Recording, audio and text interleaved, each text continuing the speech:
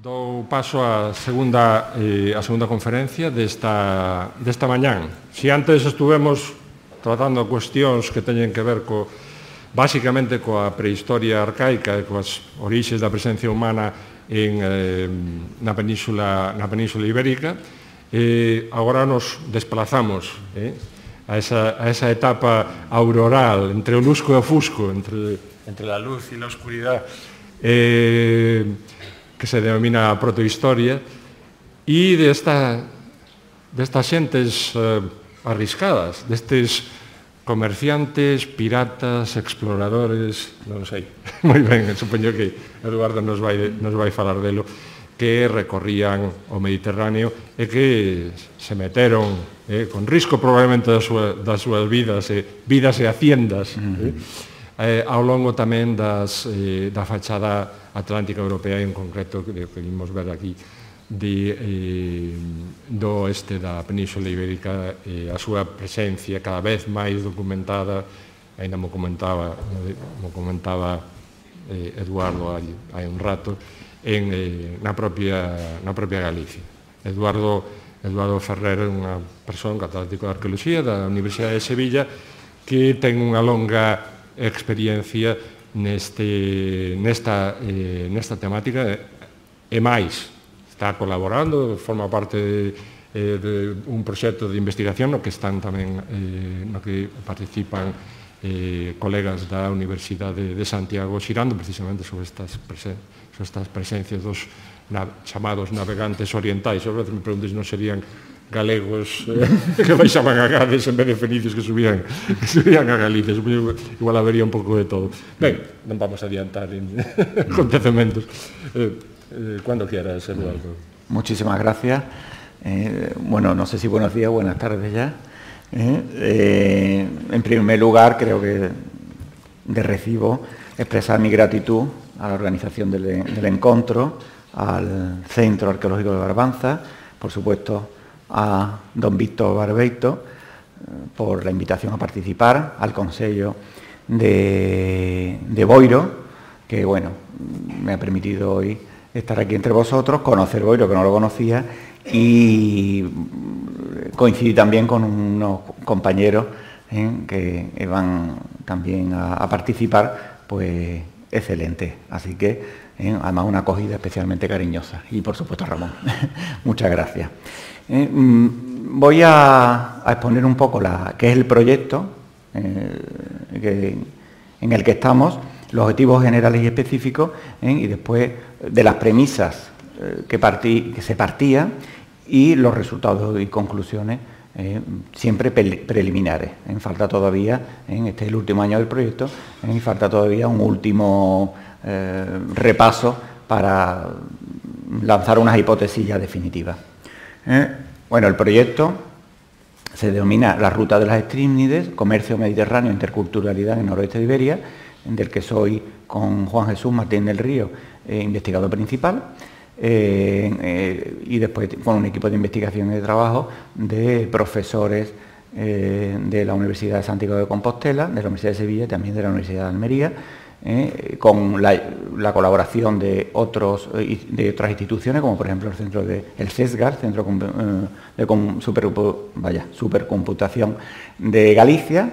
Además tengo la fortuna de contar con algunos miembros del equipo aquí, con José Farrey, con Javier Rodríguez Corralo, con Emilio Abad, con Julio Carballo, que han tenido la amabilidad de acompañarme. Y hay algunos, como por ejemplo Antonio Sáez o Francisco José García Fernández, que han estado personalmente aquí también estudiando los materiales.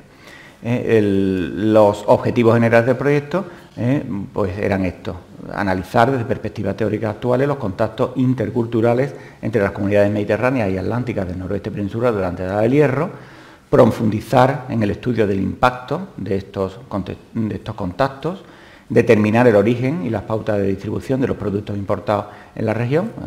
Se sabía que había productos mediterráneos, pero no se sabía muy bien, o por lo menos hasta hace 15 o 20 años no se conocía muy bien la cronología y qué significaban esos productos aquí en Galicia.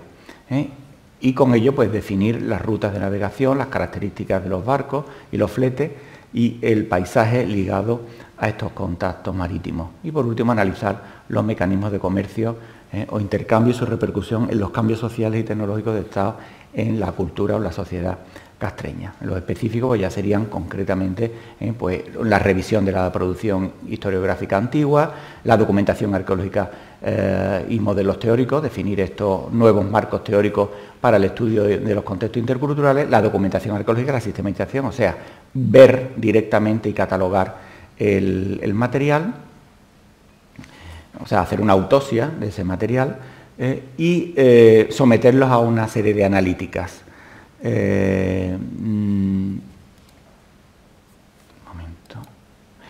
Y por último, divulgación. De todos estos objetivos que nos planteamos, evidentemente no todos se han podido cumplir.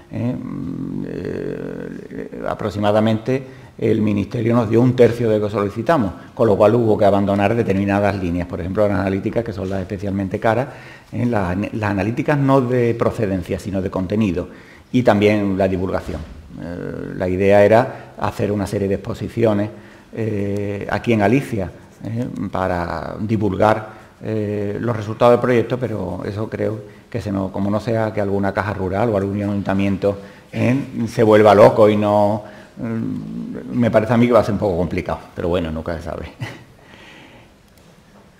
Nosotros lo que hicimos fue seleccionar 3 yacimientos arqueológicos, concretamente Punta do Muiño do Vento, Toralla y Alanzada, porque desde una perspectiva, desde la perspectiva priorística, eran los que aparentemente tenían un mayor impacto mediterráneo.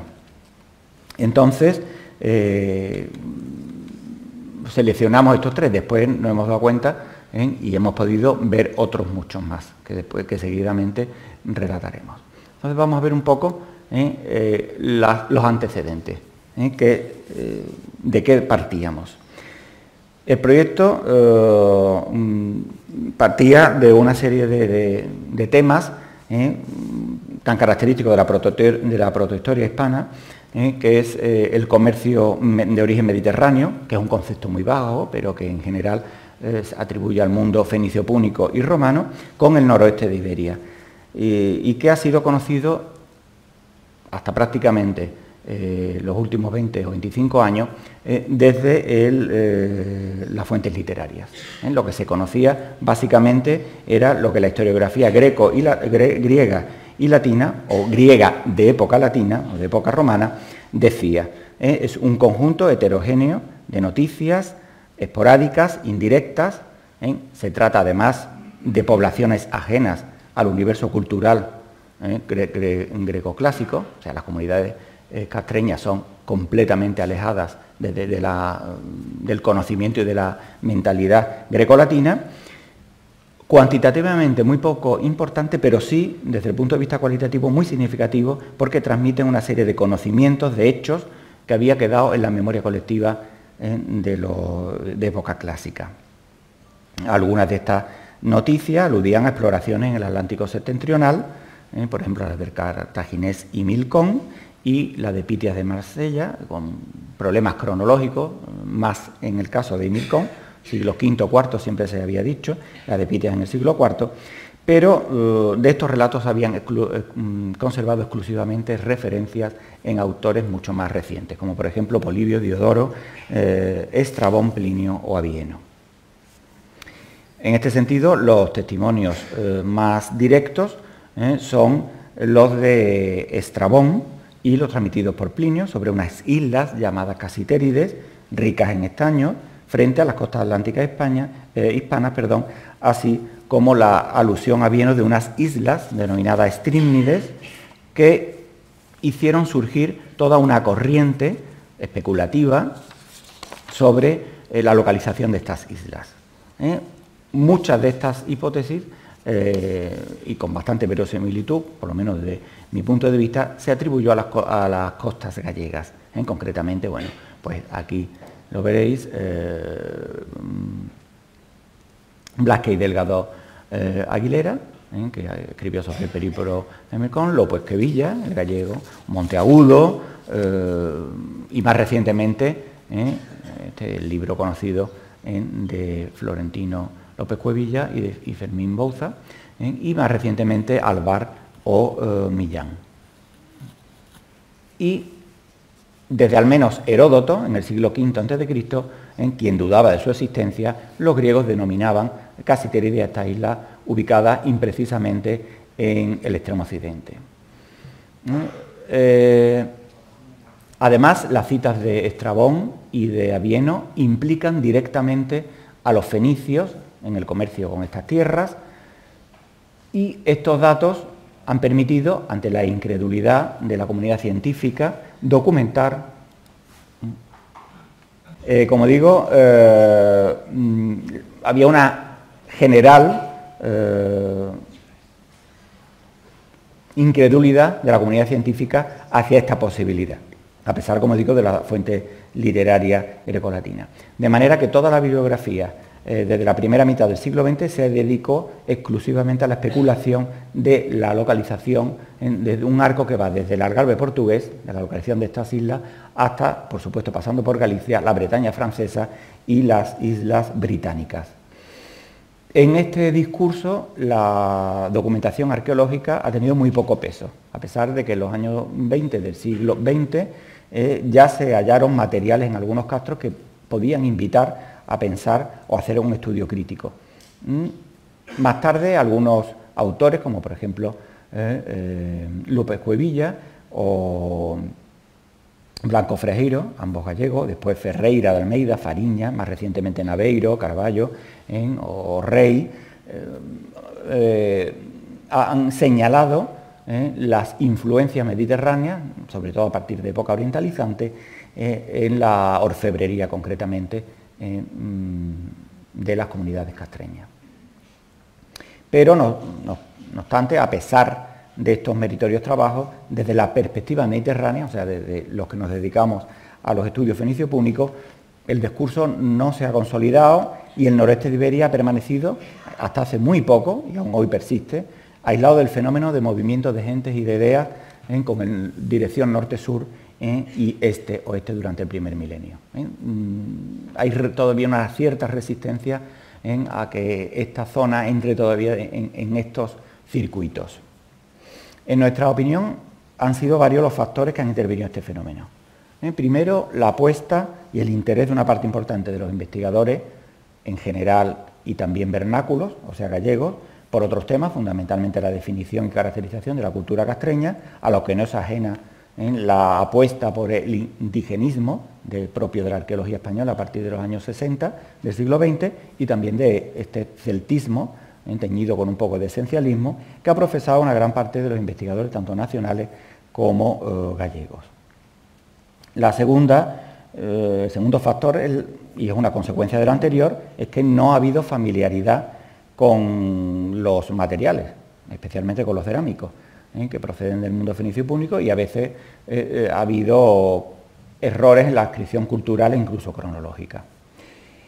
Y además, la otra cara de la moneda es que tampoco los especialistas en la cultura material fenicio-púnica hemos sido capaces, por lejanía, por prejuicios, de reconocer e identificar estas evidencias arqueológicas que son cada vez más patentes tanto en el norte de Portugal como en el sur de Galicia.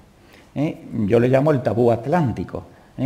Y cuando yo estudiaba en la universidad y cuando hice la tesis doctoral, hace ya unos cuantos años, los fenicios, salvo hasta Cádiz era el límite psicológico. No había fenicios más allá de Cádiz. Y el comercio atlántico quedó en manos de los tartesios, como se apuntaba en Abieno, en la obra marítima. De manera que hay un límite conceptual y mental atlántico, y que actuó como freno durante muchos años a la posibilidad de definir procesos más complejos que frecuentaciones o navegaciones esporádicas fenicias por el litoral atlántico. Sin embargo, estos factores, diversos factores han contribuido a modificar estos planteamientos. Uno de ellos fue, como ha ocurrido prácticamente en casi toda España, la transmisión de competencias en materia de patrimonio arqueológico a las comunidades autónomas a mediados de los 80 y el desarrollo urbanístico en las décadas sucesivas, que ha permitido, bueno, la multiplicación de excavaciones, un registro arqueológico que se ha multiplicado por 1000 y el desarrollo de una investigación más especializada, aquí concretamente en el bronce final y en la cultura castreña, y la dotan de una profundidad cronológica y de una diversidad territorial suficientes para iniciar este esbozo del discurso atlántico-mediterráneo previo a la conquista romana, y cada vez es más evidente. Otro factor importante es la vitalidad de la arqueología portuguesa en estos años y el del descubrimiento de la colonización fenicia en Portugal, tanto en el Algarve como en la costa atlántica, en las principales desembocaduras de los ríos, Sado, Tajo y Mondego. De manera que el prejuicio atlántico ya en la década de los 90 empezó a resquebrajarse y terminó por hundirse al ritmo que los investigadores portugueses iban publicando los resultados de las excavaciones. Y por último, un tercer factor y no menos importante ha sido la promoción desde los años 80 de investigadores que han sabido analizar este fenómeno tanto dentro de las comunidades castreñas como desde una perspectiva global mediterránea. Bueno, esto sería una obra, digamos, genérica sobre los fenicios en Portugal, el yacimiento de Abul y algunos de los grafitos aparecidos en Lisboa o en el propio Abul, y que, digamos, elimina ya este prejuicio tan asentado, en que todavía parte de la comunidad y de grandes investigadores que solamente reconocen un yacimiento fenicio en Portugal.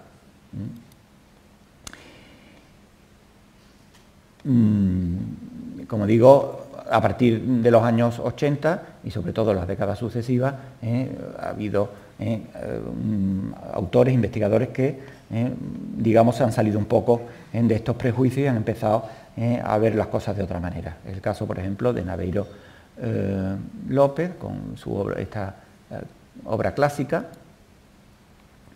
y, por supuesto, la excavación de diversos yacimientos, como el caso del Castro de Alanzada, con esta también conocida publicación en Madrid Metelungen, con materiales que claramente llamaban la atención, y después ya las aportaciones posteriores o los estudios generales de González Ruibal, Xurxo Allán, etc. O el Castro de Toralla, también en los años 90, materiales que llamaban poderosamente la atención. O ya un poco más antiguas las excavaciones en los castros de Neixón por Acuña. Castro Grande de Neixón, exactamente lo mismo. Castro de Montralegre, todo esto, como digo, ya a partir de la década del 2000, que es cuando hay un intento evidente, además de universalizar a través de la publicación en revistas de impacto internacional esto, que sin embargo no ha tenido el eco suficiente. En los círculos fenicio-púnicos, en los congresos, todavía no es que no se lo crean, es que pasa desapercibido.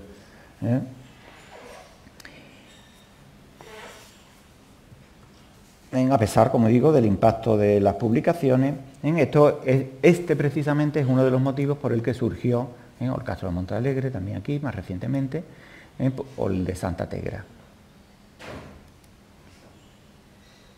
o de Alobre.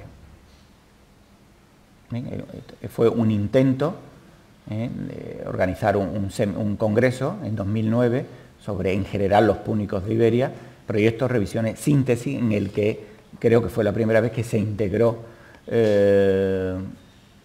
al mundo gallego en el mundo fenicio-púnico, ¿no? Como digo, este fue uno de los motivos por el que surgió el proyecto Strinides, de carácter multidisciplinar y transregional, sabiendo que lo publicado hasta ahora es una parte mínima del registro arqueológico acumulado en los almacenes de museos provinciales y locales. Bueno, estos son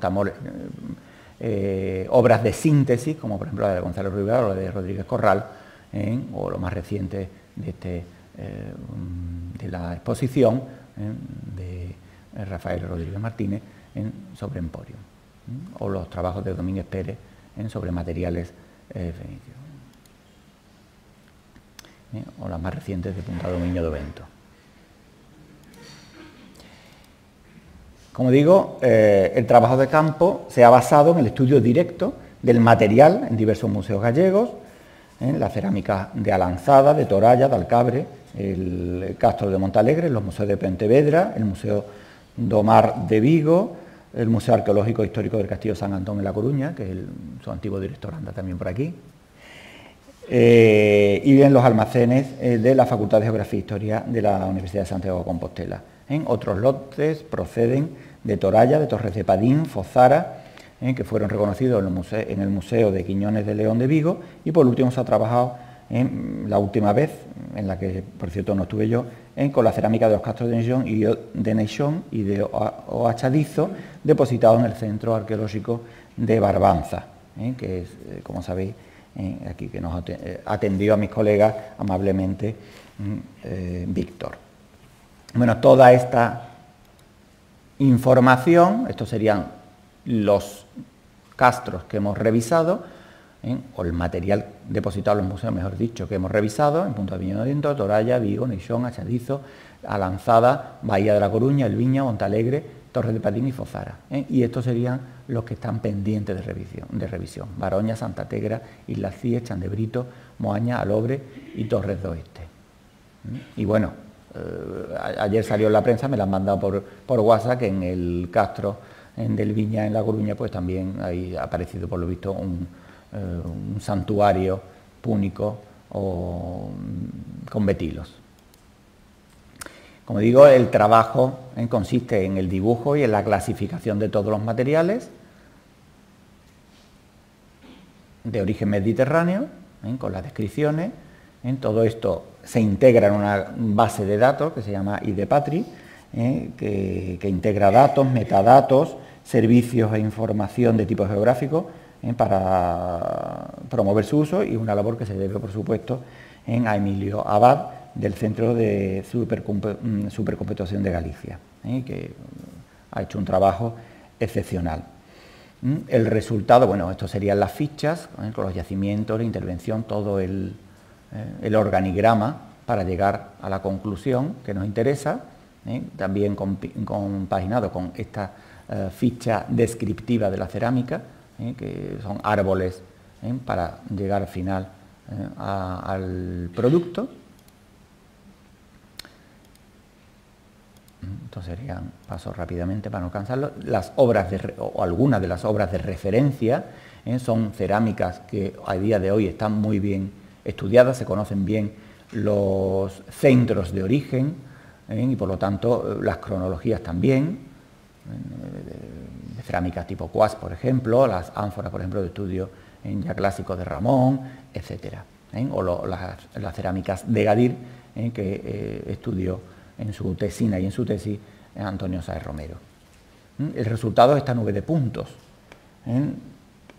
donde se concentran, se distinguen en rojo los que tienen aquellos yacimientos que tienen importaciones mediterráneas, que están concentrados casi todos en las rías bajas y medias, o en aquellos asentamientos que están en los que están más al interior, en los principales ríos, el Ulla y el Miño.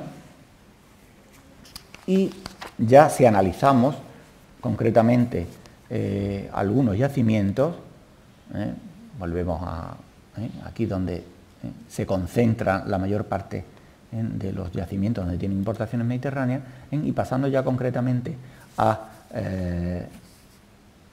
los resultados, pues vemos concretamente en Punta Dominio de Ovento que hay una serie de una primera fase por el estudio de materiales, no por el estudio contextual, porque algunas memorias no se han publicado y en otros casos no hemos tenido acceso, no hemos podido tener acceso a ello, por lo tanto.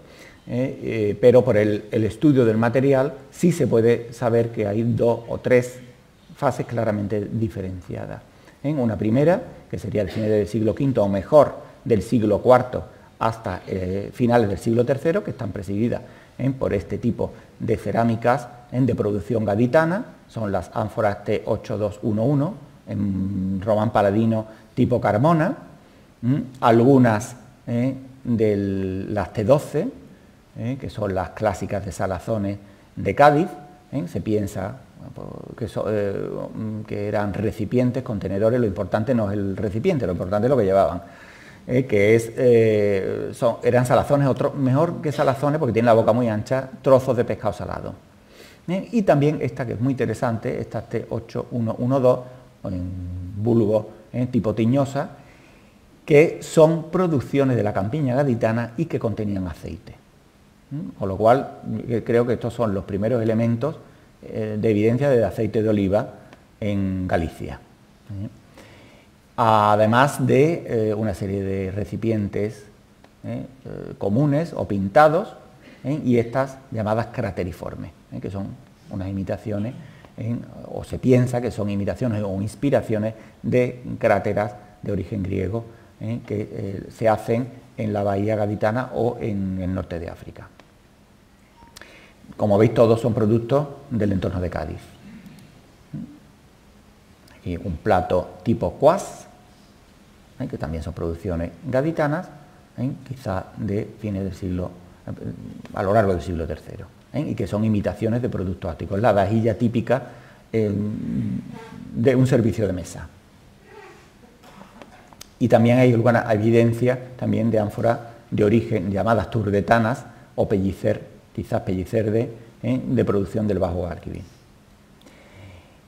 Habría una segunda fase en la que aparecen ya ánforas itálicas, de origen itálico, y también gaditanas, imitando a las itálicas, que contendrían vino, o ánforas campanas reutilizadas, las Dressel 1, así como calazos ibéricos. Estos son típicas producciones de origen ibérico, algunas de origen, por ejemplo, del ibérico catalán, que aparecen a finales del siglo II, principios del I, y que se ha especulado siempre que contenían miel.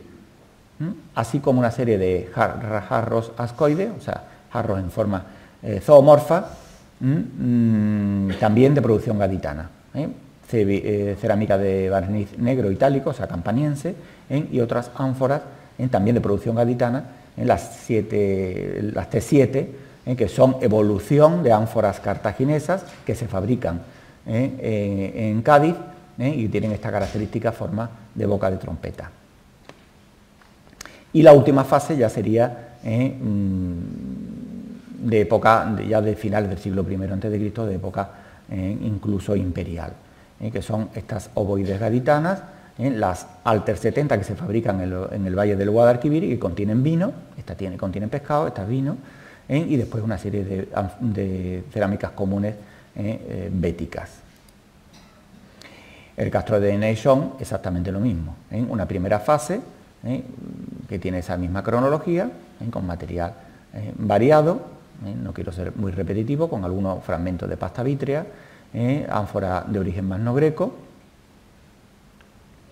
barniz negro probablemente ático, no campaniense, sino ático. Esto sitúa los ritmos de importación a la península ibérica de la cerámica ática, normalmente de finales del siglo V y la primera mitad del siglo IV, que entra bien en esta horquilla, así como cerámicas crateriformes y otras cerámicas tasurnas y cerámicas pintadas, tan características de la zona de Cádiz y del Bajo Guadalquivir. La segunda fase exactamente repite el mismo comportamiento, jarros ascoides y ánfora Dressel 1 que trae vino campano, un vino de una gran calidad.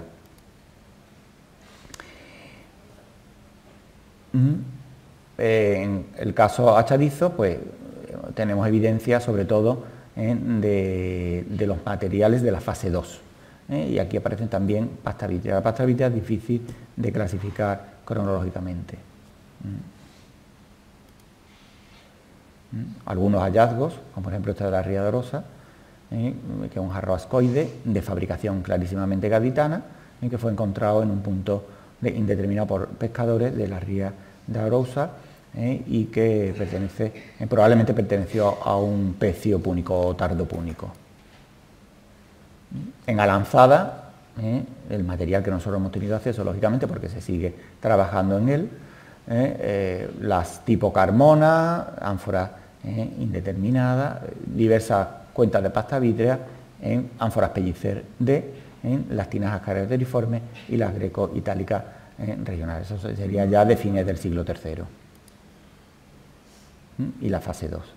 Se repite, son productos, pack de productos que siempre repiten los mismos. Los calazoi, barniz, o sea, campaniense, jarros tipo ascos y del C1 itálica. La Bahía de la Coruña, aquí sí hay material algo más antiguo. Por ejemplo, esta T12, que es antigua, puede ser clasificable en el siglo IV o una ánfora rodia del siglo II, lo cual también da, o Dressel 1 itálica, da juego. El manejar esta base de datos del IDPatri pues nos ha permitido establecer las áreas de procedencia de los productos, sin un orden cronológico, pero estas serían todas las áreas de donde proceden los productos hallados aquí. Y ya por cronologías, bueno, eso serían también las procedencias y donde se concentran. Por ejemplo, la mayor parte son producciones gaditanas, algunas itálicas de la zona de Campania o del norte de África. El castro de Puntado Muñoz do Vento, pues hay producciones en todas estas partes, pero fundamentalmente gaditanas, exactamente en el castro de Adanzada, caso similar. Los hallazgos más espectaculares han sido concretamente los de la ría de Vigo, donde se han excavado concretamente 2 yacimientos que ejemplifican el modo de contacto y las características de las transacciones, que son Punta do Muñoz do Vento, Toralla y, bueno, si es verdad lo que dicen en los periódicos, que no siempre es verdad, el Castro del Viña también tendría estos santuarios de marcado carácter mediterráneo, donde aparecen además los productos. El primero se ubica en una isla, el segundo en una isla, el primero en una península, respondiendo claramente al comportamiento utilizado por los fenicios a lo largo de toda la colonización fenicia. Esto no significa en absoluto que haya una colonización aquí, ni más ni menos, por supuesto, sino que es el modo de entrar en contacto con las comunidades locales. Los santuarios tienen la función de sancionar los intercambios. Es un terreno neutral donde las dos comunidades se ponen en contacto y donde se sancionan dichos contactos. Esto está bien estudiado y además se da a lo largo de todo el Mediterráneo. En los orígenes de la colonización fenicia en la península ibérica, los fenicios lo primero que hacen es construir un santuario normalmente en tierra de nadie, donde están las poblaciones cercanas, pero no en la misma población.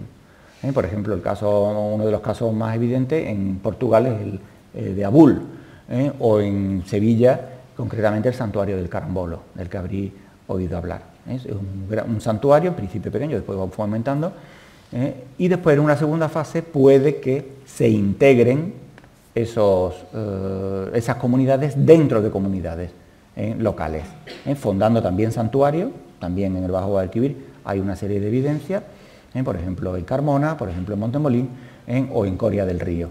Hay santuarios en las partes más elevadas de los yacimientos, de los asentamientos, donde se supone que hay un contacto directo entre unas comunidades y otras. Esa segunda fase hasta ahora aquí no ha sido documentada, sí la primera.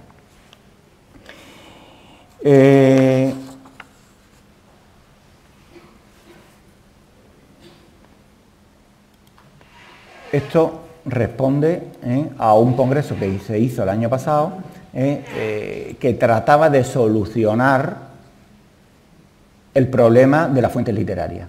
Entonces, bueno, se invitó a lo más granado de la del mundo tanto de la arqueología como sobre todo nos interesaban más los aspectos literarios y de navegación. Pues Serena Bianchetti, González Ponce, Gómez Pelosín, Domínguez Monedero o Frontera, que eran o son los máximos especialistas o uno de los máximos especialistas en geografía antigua, para ver si el problema de las casiteras y de las estricnides tenía algún tipo de solución desde el análisis de las fuentes literarias.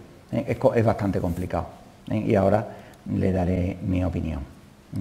Si analizamos los testimonios literarios grecolatinos, podemos comprobar cómo la cultura griega nunca tuvo un conocimiento exhaustivo de las tierras bañadas por el océano, a pesar de que dos navegantes griegos, concretamente Eutímenes y Píteas, que son los dos marselleses, habían navegado el primero al sur de las columnas de Hércules, el otro hacia el norte.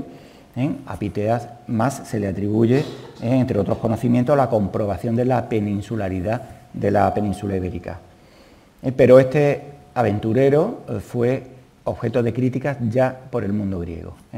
Polibio, Dicearco o Estrabón lo critican con una crueldad inusitada, y solamente Eratóstenes es el único que se hace eco de sus supuestos descubrimientos.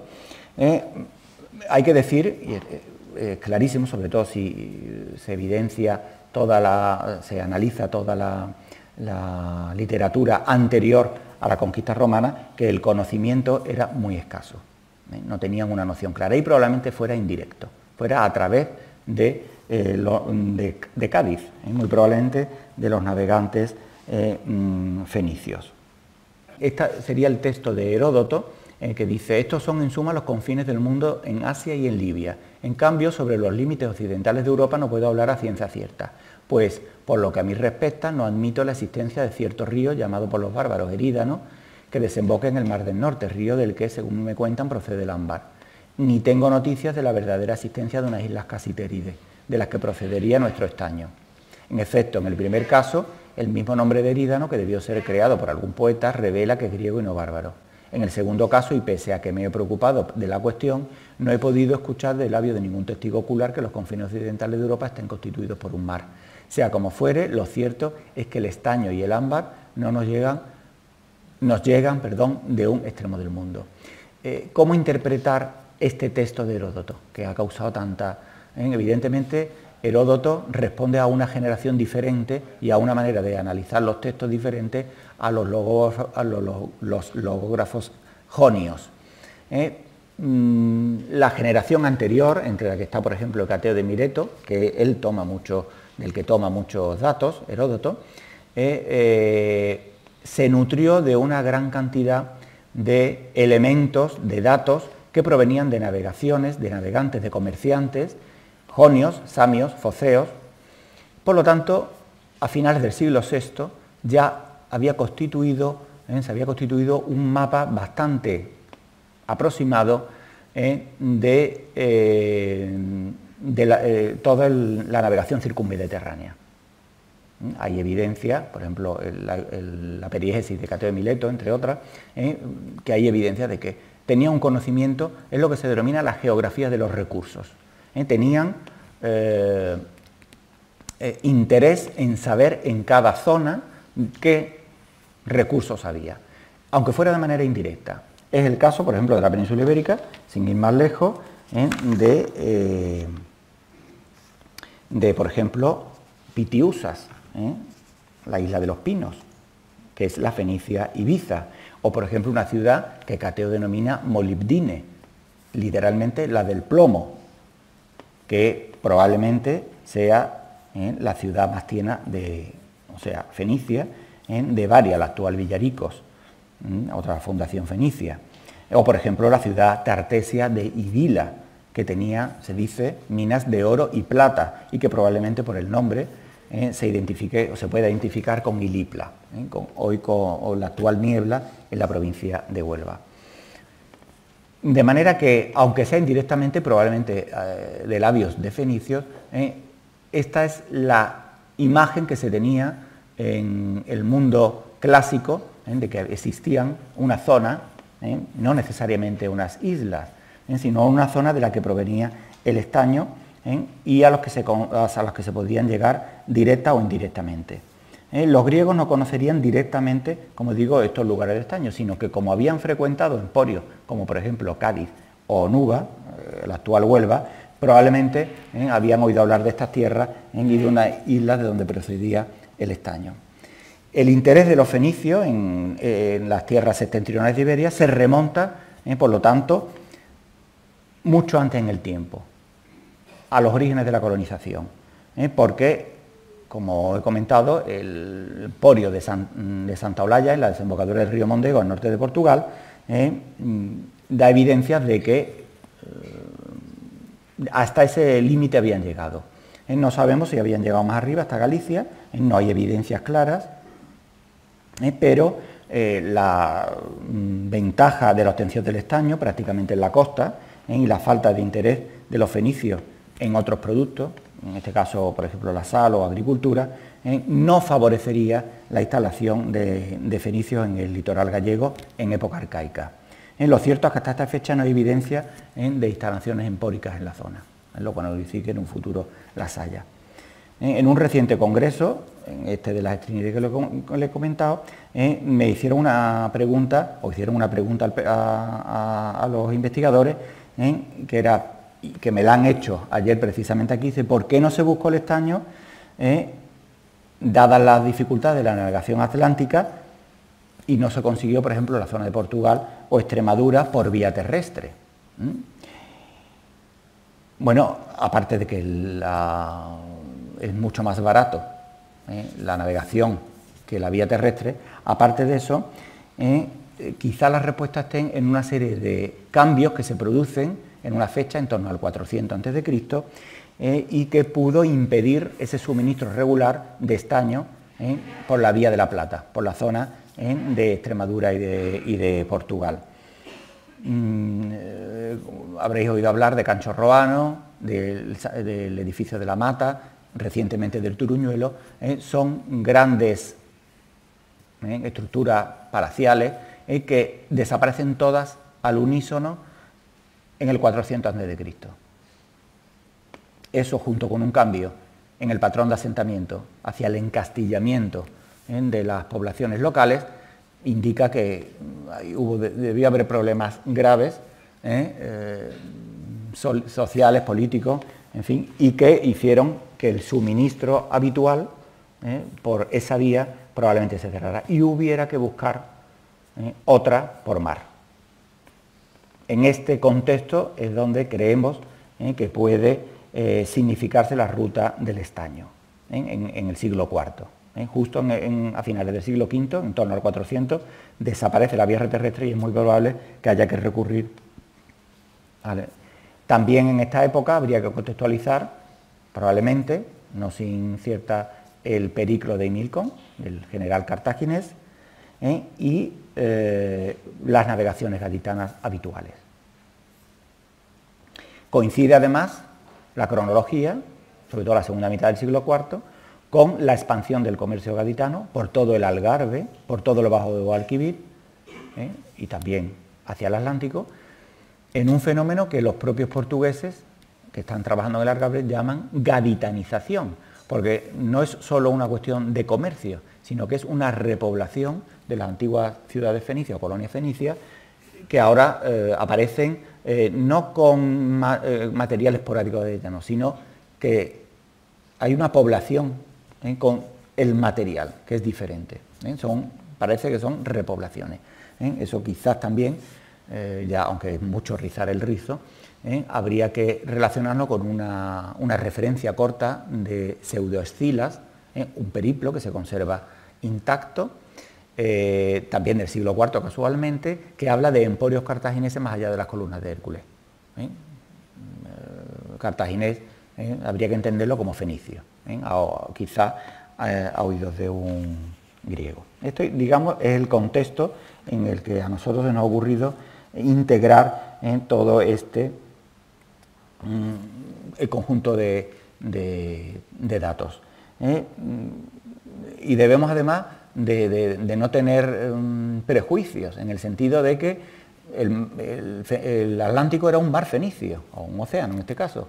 explorado de norte a sur, desde Marruecos, incluido el ámbito de las Canarias, hasta, por lo menos hasta Galicia, por los fenicios, aunque su huella haya sido muchas veces silenciada o con poca repercusión.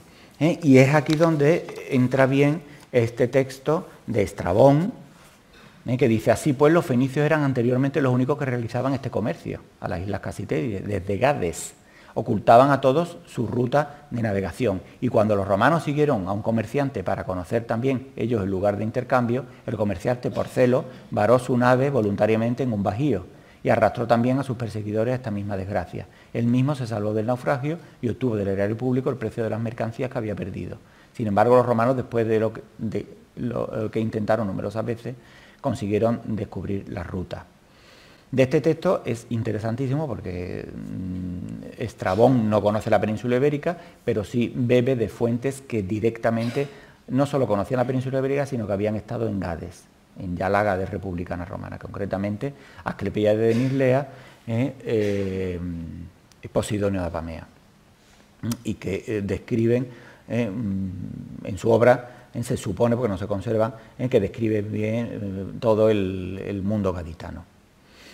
También es importante de este texto, bueno, no de este texto, sino de otros que se refieren concretamente a la zona de Galicia, que hay que integrar la descripción que hace Estrabón en la llamada etnografía de los confines, que es característica de los países o de las zonas más alejadas del mundo civilizado, con rasgos como el vestuario, la economía enfocada a la ganadería, la vida nómada, un ethos pacífico o la abundancia de metales. Digamos que esto entra dentro del tópico.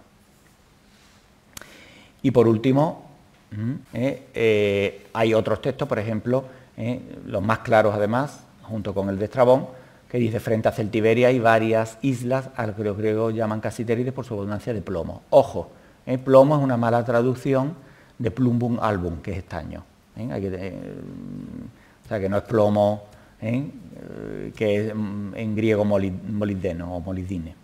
Y Midácrito fue el primer que trajo plomo de la ínsula Casitérides. Y después, por último, la obra marítima de Vieno, que dice: y los tartesios, los confines de la Estrinides, tenían la costumbre de negociar. También los colonos de Cartago y la gente que entre las columnas de Hércules vivían frecuentaban estos mares, que el púnico de Melcón apenas en 4 meses, según él refirió en persona, intentó el asunto navegando, afirma que pueden ser recorridos. En el texto de Avieno, daos cuenta que es del siglo IV después de Cristo, que es un texto poético, no es un texto geográfico, aunque algunos hayan visto un eco de un periplo, pero que tiene el vicio, por así decirlo, de mezclar datos. Entonces, probablemente Tartesios, colonos de Cartago y la gente de las columnas de Hércules estén refiriéndose a un solo grupo humano, que son los fenicios. Hay aquí una confusión tremenda, porque el término tartesios son los habitantes de Tarteso.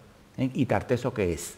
Tarteso es una región que va desde las columnas de Hércules, o sea, desde el estrecho de Gibraltar hasta la desembocadura del río Anas, del río Guadiana. Por lo tanto, esa costa está habitada por tartesios. ¿Quiénes son esos tartesios? Bueno, los habitantes de Cádiz ya podéis imaginar lo que son, los de Huelva en sus orígenes también. Por lo tanto, esos tartesios son tanto fenicios como población local. Y no es un nombre étnico, sino no es un etnónimo con origen étnico, sino que es un etnónimo con origen geográfico. Define a los habitantes de una zona geográfica, no de una cultura.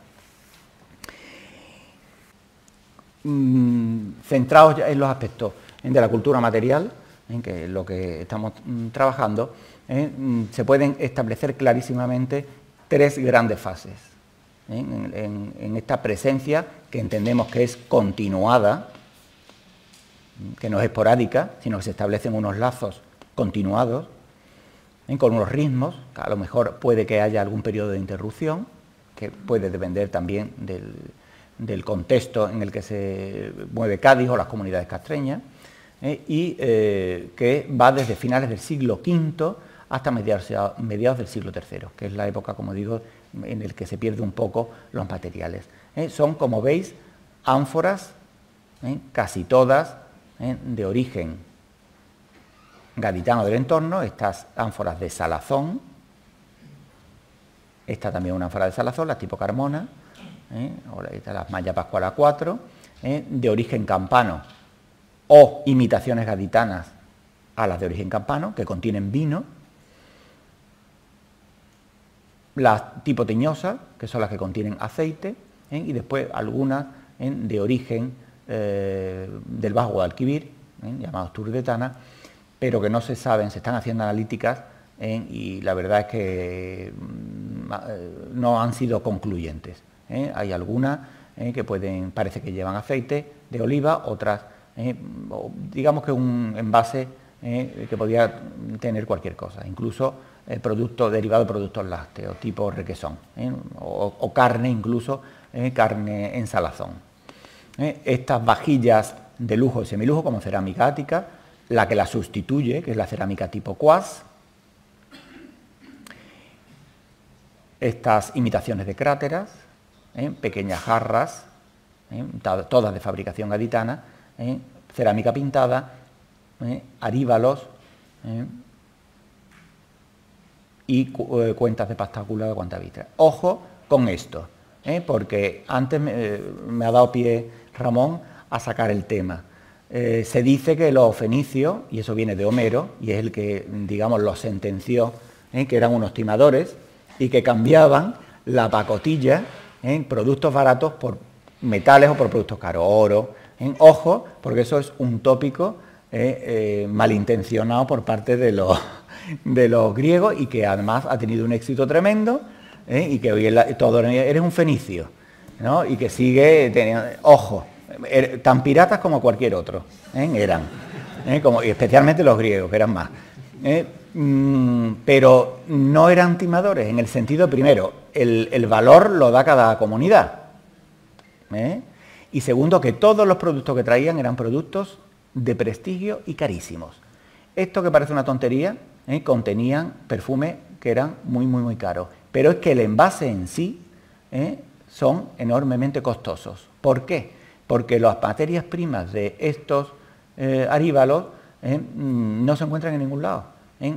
Se fabrican en Oriente, concretamente en Egipto, porque el natrum, que es uno de los componentes fundamentales del vidrio, hasta que después no se popularizan o incluso se distribuyen en lingotes, no se hacen en muy pocos sitios. De manera que es un producto muy caro. Lo mismo las cuentas oculadas, con lo cual de timadores nada, simplemente. Y después los productos contenidos en las ánforas, vino, el vino campano es un vino de lujo, y los salazones y eso, bueno, son productos también recomendados que se consumían en la Grecia de finales del siglo V y del siglo IV, como manjares exquisitos, con lo cual aquí venía lo mejorcito.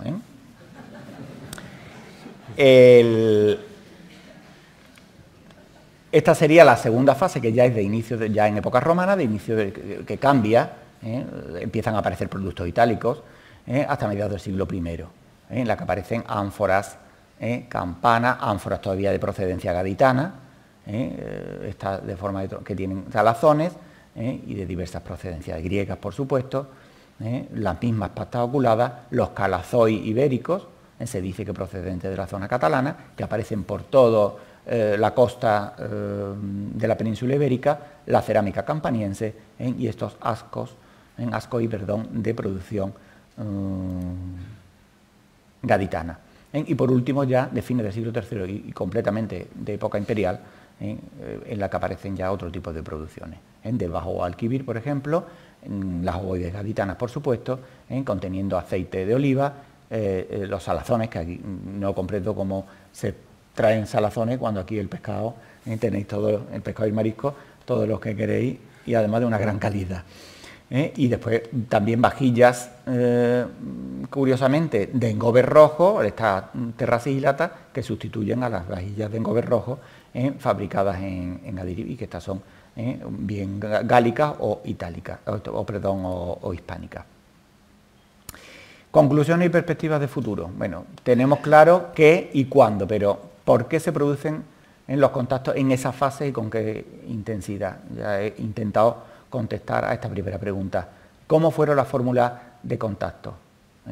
Parece ser que es una ruta estable, sostenida en el tiempo y además, por lo menos con unos mecanismos muy estandarizados, los característicos, que es la situación en los principales puntos, en lugares neutrales de santuario, en los que se producen los intercambios, los pactos y los juramentos para evitar que haya timos, por un lado y por otro. Eso, como digo, está ampliamente documentado desde el Mediterráneo, incluso desde el punto de vista literario. ¿Cómo transformó a las sociedades locales este contacto con las comunidades? ¿Hubo una penetración de ideas, cambio tecnológico? Yo creo que no, eso tendría que contestarnos mejor en nuestros colegas del proyecto gallegos, que son los que verdaderamente trabajan en ese ámbito, como Pepa Rey o como Javier o como Julio. Está claro que hay una modificación de determinados hábitos, como por ejemplo la introducción del consumo de vino, que no estaba atestiguado antes, o por lo menos eso parece, o la introducción de determinados tipos de vajillas. Aunque desde mi punto de vista el impacto social, el impacto en las comunidades, las costumbres, fue mínimo. Fue más la recepción de productos de lujo que un cambio en la mentalidad y en las costumbres. Y las líneas de actuación pendientes, bueno, por la publicación de memorias, estratigrafía, eso no depende ya tanto de nosotros también como de nuestros colegas que están excavando y que tienen en los almacenes y en sus propias excavaciones el material. Y lanzo el guante por si hay gente interesada en que desde aquí le podamos echar una mano en el estudio y en la clasificación de los materiales, pues nos ofrecemos gentilmente. Así que eso es todo, espero no haberlo aburrido. Gracias.